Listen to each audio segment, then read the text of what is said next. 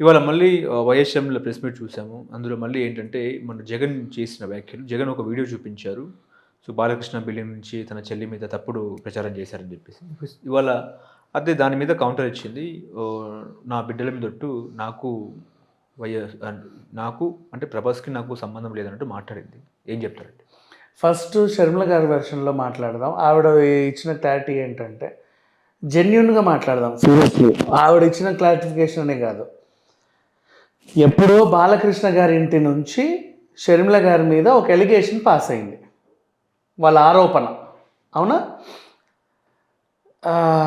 అది ఎప్పుడో. ఏంటది? ప్రభాస్‌కి, షర్మిలకి ఏదో అక్రమ సంబంధం ఉంది అని సోషల్ మీడియాలో బాగా వైరల్ అయిన వార్త. ఆవిడ ఆ టైంలో ఒకసారి వెళ్ళి కేసు కూడా ఫైల్ చేశారు. నా మీద ఇలాంటి ప్రచారాలు చేస్తున్నారని. కోర్టు కూడా ఇంక మీదట దీని గురించి మాట్లాడొద్దని సీరియస్గా చెప్పింది. అంతటితో సద్దుమణిగింది.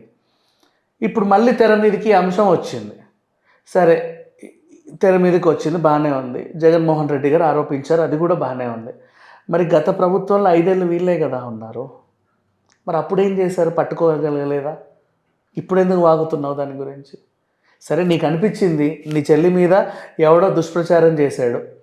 మరి 5 ఏళ్ళు అధికారంలో ఉన్నప్పుడు ఏం చేసావు నువ్వు? వాళ్ళు ఎందుకు పట్టుకోగలగలేదు?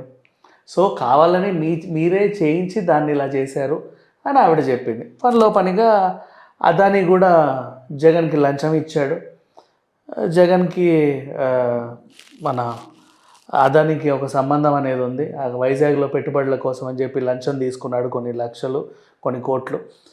అండ్ మోడీకి జగన్ తొత్తు, ఇలాంటి ఆరోపణలన్నీ చేసింది. ఇది నమ్మకూడదు అని చెప్పేసి ఆవిడ వెర్షన్ ఆవిడది. ఇప్పుడు ఇంకో వెర్షన్, బాలయ్య గారు కూడా ఈ వెర్షన్లో మాట్లాడారు. బాలయ్య గారి వెర్షన్ ఏంటి?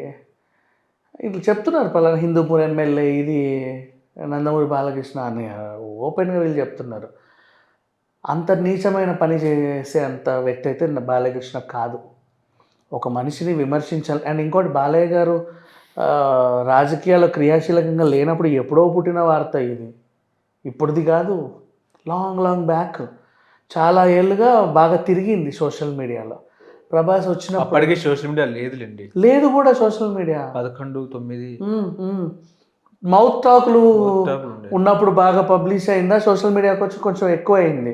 వైఎస్సీపీ ప్రభుత్వం ఉన్నప్పుడు బాగా ఎక్కువైంది. అంటే వాళ్ళ చెల్లిని డ్యామేజ్ చేయడానికి ట్రై చేశారు చూడు.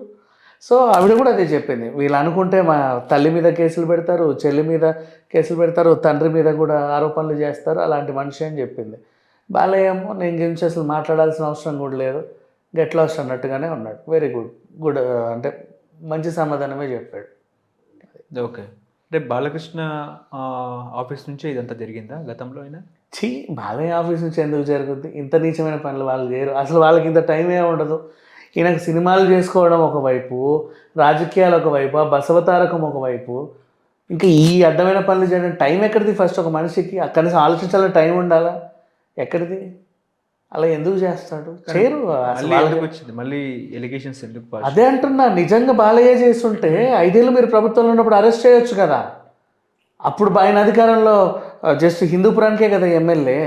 మీరు 5 ఏళ్ళు అధికారంలో ఉన్నారు, వాళ్ళ ప్రభుత్వం లేదు, నువ్వు అరెస్ట్ చేయొచ్చు కదా. మరి ఎందుకు అరెస్ట్ చేయలేదు? ఆ కేసుని డెవలప్ చేయొచ్చుగా, ఎందుకు చేయలేదు? అంటే ఆయన చేయలేదని నీకు తెలుసు కాబట్టి అది ఇప్పుడు బురద చల్లుతున్నావు.